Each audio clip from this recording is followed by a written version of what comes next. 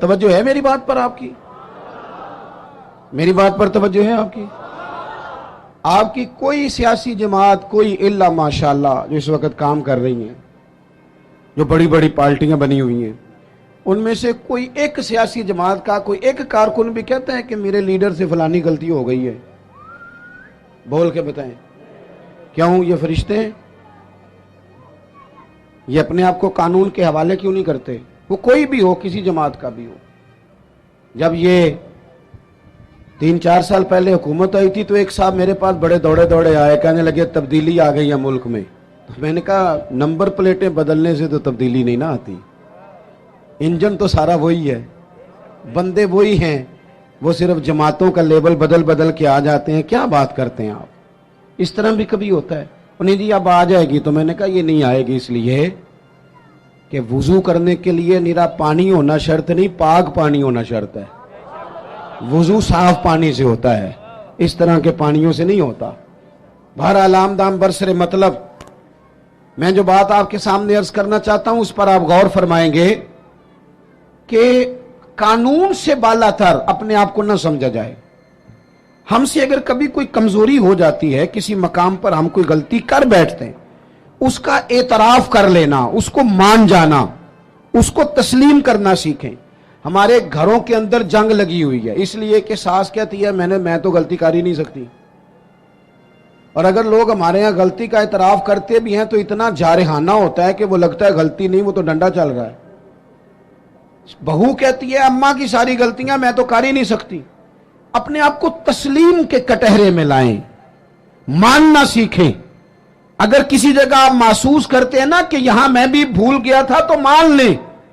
بڑے بڑے لوگ مان جایا کرتے تھے، بڑے بڑے لوگ تھے جو رجوع کر لیتے تھے۔ تسلیم کرنے کا، مان لینے کا مزاج بنائیں۔ آپ کی جرت ہے آپ کسی بڑے آدمی کو، طاقتور کو کہہ سکیں کہ تو مان جا، تیرے اندر یہ کمزوری ہے؟ کوئی مانتا ہے؟ ہم مانتے ہیں؟ ہاں نہ تو کرو نا۔ غلطیاں کرتے ہیں کہ نہیں؟ مانتے ہیں پھر؟ میں نا ایک دفعہ اپنے علاقے میں موٹر سائیکل پہ ایک دوست کے پیچھے بیٹھا ہوا تھا، تو روڈ کے اوپر ہی نا ایک صاحب نے دوسرے کو ٹکر مار دی موٹر سائیکل کی۔ اب وہ غلط ٹکر ماری ہے، اس سے غلطی ہو گئی تو ٹکر اس کو لگ گئی، وہ بندہ گر گیا۔ تو اب وہ گرنے والا اٹھا تو جس نے ٹکر ماری تھی نا وہ اس پہ چڑھائی کر گیا، کہنے لگا کب سے میں ہارن بجا رہا ہوں، کب سے میں اشارے دے رہا ہوں، کب سے لائٹیں دے رہا ہوں، دیکھا نہیں جاتا، چلا نہیں جاتا۔ اب وہ بندہ گرا بھی تھا، تکلیف بھی ہوئی تھی، اور جس کی غلطی تھی وہ پریشر بھی ڈال رہا ہے۔ تھوڑی دیر کے بعد وہ رخصت ہو گیا۔ میں جب تک قریب چلا گیا، چند سیکنڈ لگے، وہ بندہ بیچارہ گرا تھا، اٹھ کے چلا گیا۔ میں نے قریب جا کے وہ ٹکر مارنے والے سے کہا، میں نے کہا غلطی بھی تیری تھی، میں دیکھ رہا ہوں پیچھے پیچھے ہم بھی آ رہے ہیں، اور چڑھائی بھی تو کر گیا ہے۔ تو یہ تربیت ہے آج کل جو قوموں کی اور نوجوانوں کی ہو رہی ہے۔ وہ کیا کہتا ہے؟ وہ کہتے ہیں پیر صاحب تسی بھی تکدے سو پہ؟ میں نے کہا پیچھے ہی تھا۔ کہنے لگے گل تو اڈی ٹھیک ہے، غلطی میری سی، پر جے میں نہ چڑھائی کرتا تھے انہیں کر جانی سی۔ یہ مزاج ہے، یہ ہنسنے والی نہیں تو رونے والی بات ہے۔ جب قوموں کی تربیت اس طرح کی ہونا کہ ماننا نہیں، چڑھائی کرنی ہے، غلط بھی ہیں تو چڑھائی کرنی ہے، جھوٹے بھی ہیں تو چڑھائی کرنی، دھونس اور دھاندلی کے ساتھ، روب کے ساتھ بات منوانی، پھر قوموں کی تربیت نہیں ہوتی۔ رسول پاک صلی اللہ تعالی علیہ وآلہ وسلم نے اپنے صحابہ کو جو مزاج دیا ہے، سکون کس چیز میں ہے؟ کہ انسان اپنے آپ کو پیش کر دے۔ پتہ ہے کیمرے لگانوں سے جرم نہیں ختم ہوتے۔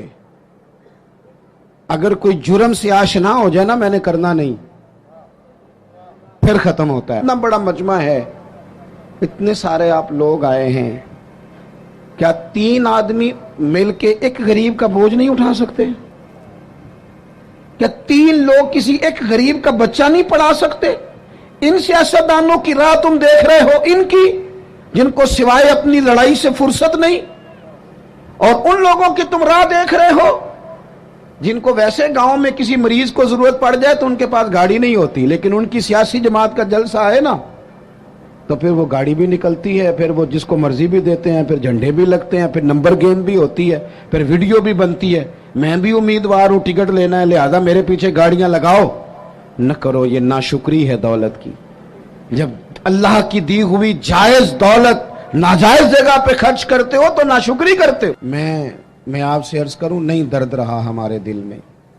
زیادہ سے زیادہ اپنے بچوں کے لیے دل دھڑکتا ہے. تھوڑا سا اور کبھی دوسرا نمبر آئے تو بہن بھائیوں کا, ورنہ وہ ریڑھی والا میرا کیا لگتا ہے. ورنہ یہ تو اس طرح لگتا ہے کہ جیسے یہ انسانوں کے جتھوں کو ہم نے جانوروں کا جتھا سمجھنا شروع کر دیا. جب لیڈروں کی گاڑیوں کے پیچھے لوگوں کے بچے دھوپ میں بھاگتے ہیں تو وہ اندر ہو کے خوش ہوتے ہیں, وہ ہاتھ ہلاتے ہیں. آپ کیا دیکھ رہے ہیں, یہاں کچھ تماشے لگے ہوئے ہیں. یہ بے ہنگم انداز آپ کا, وہ جس آدمی کو بڑا راضی ہونا چاہیے تھا کہ میں لائن میں لگا ہوں, جس طرح میری قوم تکلیف میں ہے میں بھی اسی طرح ہوں, لیکن وہ قوم جو ہے بیچاری وہ کہہ رہی ہے کہ صرف ڈاکٹر چیک کر لے, صرف بتا دے مریض کو کیا ہے, اگر کہیں اور شفٹ کرنا ہے تو اس کے لیے بھی وہ سفارش لیتی ہے. لیکن یہ صاحب کیا کہتے ہیں, کہتے ہیں مجھے اللہ نے بڑی عزت دی ہے, میں گیا تو ڈاکٹر اٹھ کے کھڑا ہو گیا. تو بھئی قوم کو اس کا کیا فائدہ, ڈاکٹر کو بھی آپ سے کوئی کام ہوگا. وہ میں جمعے میں دوستوں سے کہہ رہا تھا کہ ہمارے حکمران کہتے ہیں میں بڑا خوش نصیب ہوں, جو بھی جاتا ہے وہ کہتا ہے میں بڑا خوش بخت ہوں, میرے لیے کعبے کا دروازہ کھلا ہے. تو میں کہتا ہوں کعبے کا دروازہ کھلنا کمال نہیں, کعبے والے کی بات ماننا کمال ہے. اگر کعبے کے اندر جانا تم نے کمال سمجھا ہے, وہاں تو 360 بت بھی بڑی دیر رہے ہیں, وہاں جانا تم نے کمال سمجھ لیا. یہ دیکھو کعبے والے کی بات مانی ہے, اور جو تمہیں کعبے کا دروازہ کھول کے دیتے ہیں ان سے کہو چلو ہمارے بے گناہ قیدیوں کے لیے جیل کے دروازے ہی کھول دو, جو بے گناہ ہیں ان کو ہی چھوڑ دو. لیکن ہم نے بات ٹھیک ہے. اور پیر صاحب بھی کہتے ہیں میں جناب گیا تو بینک والا اٹھ کے کھڑا ہو گیا. بھئی یہ کیا بات ہوئی, آپ بھی نہیں لائن میں لگنا پسند کرتے, آپ کو بھی نہیں اس بات کا خیال آیا کہ کتنا لوگ دھوپ میں جل رہے ہیں اور میں آیا ہوں اور میں نکل گیا ہوں. خدا کے بندو, جب تک بے لوث درد نہیں ہوتا تب تک سمجھ لو سینوں میں دل نہیں ہے, پتھر ہیں, فقط اپنے لیے دھڑکتے ہیں, فقط اپنے بچوں کے لیے.